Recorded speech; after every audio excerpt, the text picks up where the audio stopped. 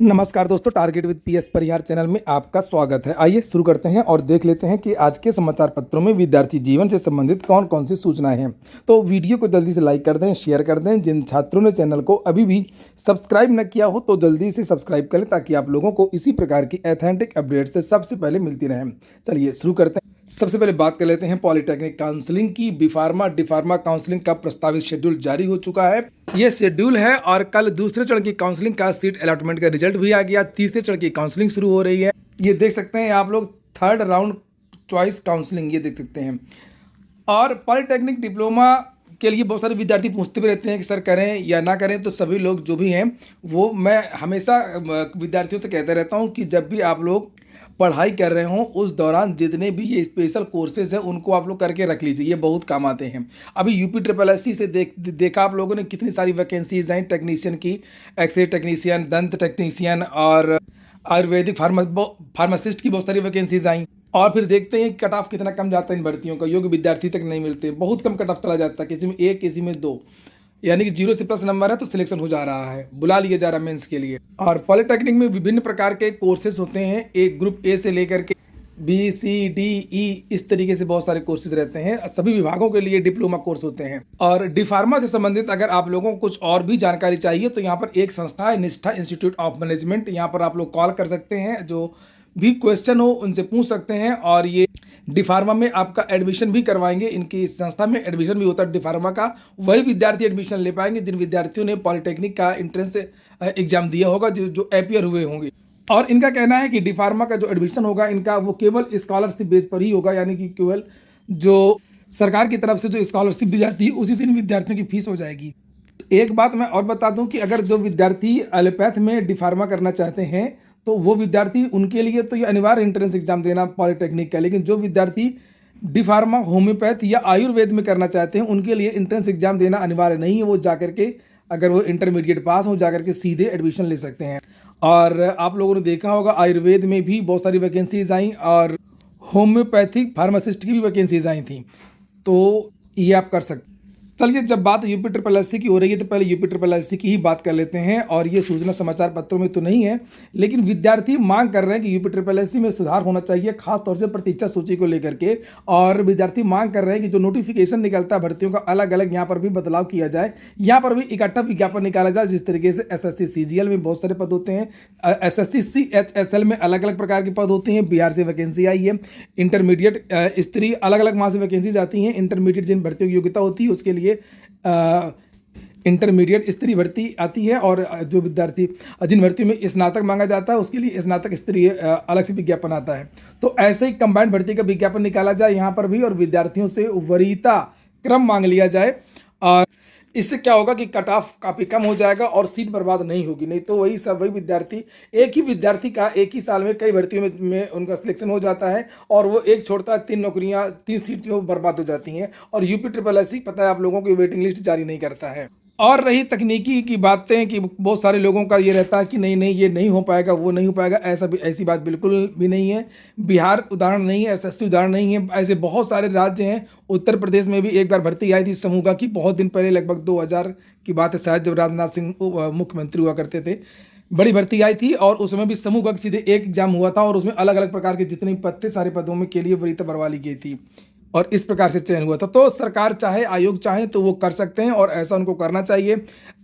ऐसा करने से केवल विद्यार्थियों का भी फायदा नहीं है, आयोग का भी फायदा है, जो उनको बार बार विज्ञापन निकालना पड़ता है, बार बार परीक्षाएं करवानी पड़ती हैं, एक एक भर्ती के लिए अलग अलग तैयारी करनी पड़ती है। 15 पद, 20 पद, 100 पद, 200 पद के लिए। उससे अच्छा ही है कि सारी भर्तियां, जो भी संभावित भर्तियां हों, लगभग अगर बहुत ज़्यादा दिक्कत हो तो ये तकनीकी के पद हटा दिया जाए और बाकी के जितने भी पद हैं उनका, आप लोग क्या कहते हैं आप लोग कमेंट बॉक्स में बताइए। और रही बात वेटिंग लिस्ट की, तो विद्यार्थी ये भी मांग कर रहे हैं और ये देख सकते हैं कल विद्यार्थियों ने ये लगातार ट्वीट किए हैं। UP triple S C waiting list reform, कोई RM वर्मा है, ये ट्विटर पर इन्होंने ट्वीट किया है। माँ Yogi Adityanath UP triple SC की भर्तियों में वेटिंग लिस्ट व्यवस्था को पारदर्शी और अनिवार्य बनाया जाए। इससे चयनित होने के बाद पद छोड़ने वाले अभ्यर्थियों की सीटें खाली नहीं रहेंगी।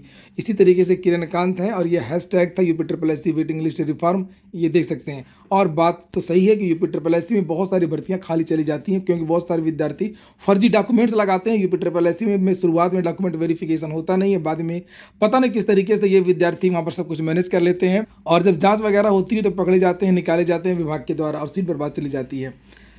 यूपी ट्रिपल एस ये देखिए 5 से 10% सीटें खाली हो जाती हैं। कोई चौहान प्रिंस इन्होंने भी और वेटिंग लिस्ट अगर यूपी ट्रिपल एस निकालता तो इससे भी यूपी ट्रिपल एस का ही फायदा है, और नहीं तो फिर बाद में वही पद की भर्ती दोबारा करवाना पड़ेगा। और इससे अच्छा कि यहाँ पर ये जो पद हैं वो वेटिंग लिस्ट से भर दें और उसके बाद में आगे जा करके ये दूसरी भर्ती पर ध्यान दें। चलिए फटाफट कुछ और खबरें देखते हैं। असिस्टेंट प्रोफेसर परीक्षा रद्द करके दोबारा करने की मांग तेज हुई है। अभ्यर्थियों ने पारदर्शिता पर उठाए गंभीर सवाल, बोले नहीं रुकेगा आंदोलन। उत्तर प्रदेश शिक्षा सेवा चयन आयोग द्वारा आयोजित असिस्टेंट प्रोफेसर भर्ती परीक्षा को लेकर के विवाद गहराता जा रहा है। रविवार को सैकड़ों अभ्यर्थियों ने एक्स पर मुख्यमंत्री योगी आदित्यनाथ, राज्यपाल और प्रमुख सचिव शिक्षा को टैग करते हुए परीक्षा रद्द करके दोबारा कराने की मांग की है। छात्रों ने इस संबंध में मुख्यमंत्री को संबोधित एक विस्तृत ज्ञापन भी जारी किया है। अभ्यर्थियों ने आरोप लगाया है कि 16 और 17 अप्रैल 2025 को आयोजित परीक्षा में व्यापक स्तर पर अनियमितताएं हुई, पारदर्शिता की कमी देखने को मिली। उनका कहना है कि इससे आयोग की निष्पक्षता पर गंभीर सवाल खड़े हो रहे हैं। छात्रों ने परीक्षा नियंत्रक को पद से हटाए जाने की मांग भी की है। छात्रों ने कहा है कि उन्होंने पहले भी आयोग को कई ज्ञापन सौंपे लेकिन उनका संज्ञान नहीं लिया गया। उनका कहना है कि यदि सरकार ने शीघ्र कार्रवाई नहीं की तो वे आंदोलन शुरू करेंगे। अभ्यर्थियों ने मुख्यमंत्री से अपील की है कि लाखों मेधावी छात्रों के भविष्य को बचाने के लिए परीक्षा निरस्त करके पारदर्शी और निष्पक्ष तरीके से दोबारा आयोजित करवाई जाए। विद्यार्थियों ने कहा भी है कि क्या क्या गड़बड़ियां हुई हैं इस भर्ती में। लिखा, छात्रों ने नकल करते हुए पकड़े गए अक्षोधानंद ओझा पर एफआईआर के बाद हल्की कार्रवाई लीपापोती की गई थी। एसटीएफ द्वारा बैजनाथ पाल, विपिन कुमार यादव और आयोग के आउटसोर्स कर्मचारी की गिरफ्तारी इसी भर्ती में हुई थी। प्रश्न पत्र में समानता, पेपर लीक की आशंका, अध्यक्ष का इस्तीफा, उप सचिव का तबादला, ये सारी चीजें हुई। आंतरिक गड़बड़ी का संकेत, परीक्षा नियंत्रक की अवैध नियुक्ति और ब्लैक लिस्टेड कंपनी से परीक्षा करवाने, रैंडमाइजेशन न करने और एक ही विषय के छात्रों को एक ही कक्ष में बैठाने, भूगोल विषय विशेषज्ञ पर अपने छात्रों को अनुचित लाभ पहुंचाने समेत परीक्षा में 12 बिंदुओं पर हुई गड़बड़ियों को साक्ष्य प्रस्तुत किए गए हैं।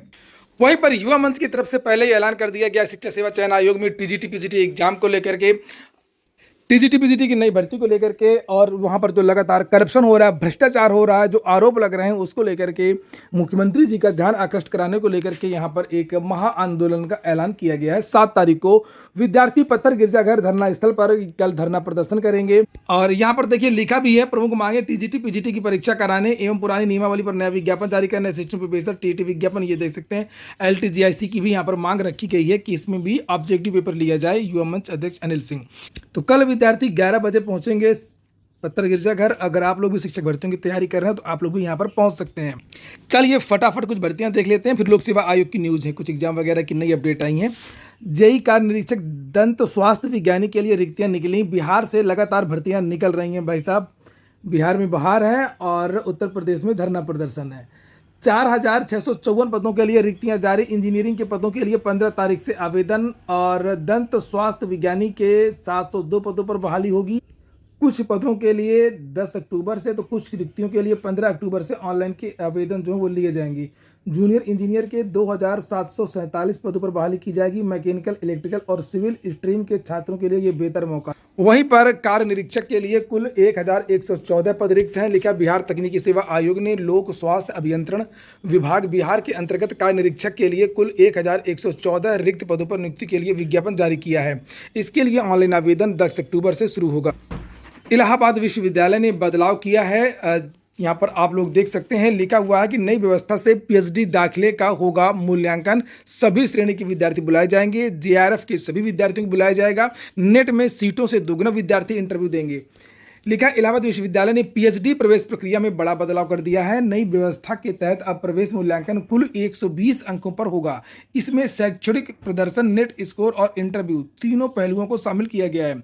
जिन अभ्यर्थियों का नेट परसेंटाइल सबसे ज्यादा है वो कैटेगरी 1 में रहेंगे, यानी कि श्रेणी 1 में, और इस श्रेणी के उम्मीदवार जेआरएफ, सहायक प्राध्यापक और पीएचडी दाखिले के लिए और फेलोशिप के लिए भी योग्य होंगे। और इस श्रेणी के सभी विद्यार्थियों को इंटरव्यू के लिए बुलाया जाएगा। वहीं पर एक दूसरी श्रेणी है, श्रेणी 2, जिसमें वो उम्मीदवार हैं जिसके नेट परसेंटाइल मीडियम स्तर का है। ये केवल सहायक प्राध्यापक और पीएचडी दोनों के लिए ये विद्यार्थी योग्य रहेंगे।